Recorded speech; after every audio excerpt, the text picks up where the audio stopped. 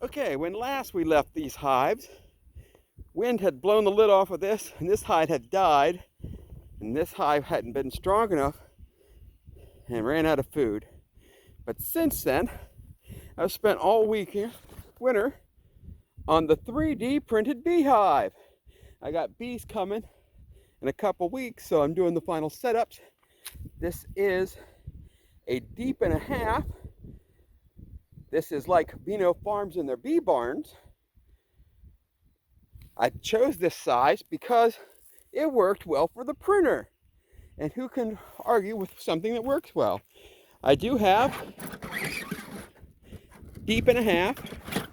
Whoops, pull one out. And I lost one of the lids. That's embarrassing.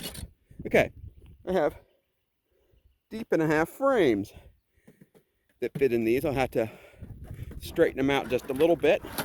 But I painted this. I printed it. It took 4 months and a lot of mistakes. I have some other stuff to show you about this later. They are completely compatible with Langstrom parts, except for the base, which I'm still going to print out a base, but I'll be able to put anything from the local store for honey in. I'll be able to run my top feeder and most parts.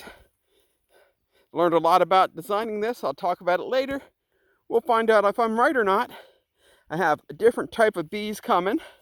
I'm going to have some Carolina bees, which are going to be way better than the Italian bees that I had in there because they work better in the Ohio wintertime.